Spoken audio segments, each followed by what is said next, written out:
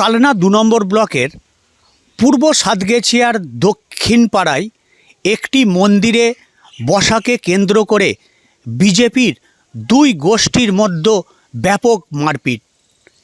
এক গোষ্ঠীর দাবি যে এই মন্দিরে বসে মদ্যপান, বিভিন্ন ধরনের নেশা করা হতো এবং মহিলাদের কটূক্তিও করা হতো। অপরপক্ষের দাবি এই মন্দিরটি ৩০ বছরেরও বেশি প্রাচীন, তাই মন্দিরটি সারানো যাতে হয় তার উদ্যোগ নেওয়া হয়েছিল, আর সেই জন্যই বিজেপির অপর গোষ্ঠীর সেটি করতে দেবে না, এটাই তাদের অভিযোগ। তবে তৃণমূলের পূর্ব সাতগেছিয়ার প্রধান হরেকৃষ্ণ মণ্ডল বলেন এটা বিজেপির গোষ্ঠী কোন্দল, তাদের এই দুটো গোষ্ঠী মিলে এই মারপিট শুরু করেছে।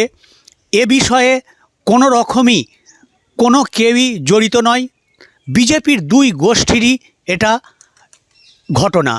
দুই গোষ্ঠীর মধ্যেই এই কোন্দল সৃষ্টি হয়েছে, এই কোন্দলকে কেন্দ্র করে মারপিট শুরু হয়েছে। তবে এ বিষয়ে কালনা থানায় জানানো হলে কালনা থানা দুপক্ষকে ডেকেছে। ডেকে কোনো রকম সমস্যার সমাধান হয় কি না সেদিকেই এখন আমাদের নজর। কালনা থেকে রাজকুমার ঘোষ, কলকাতা টিভি। যেটা হচ্ছে ওদের যেটা বক্তব্য, তাতে এদের একটা গ্রুপকে বসিয়ে দেওয়ার জন্য আর একটা গ্রুপ চেষ্টা, তাদের মধ্যে বিজেপি একই দলের।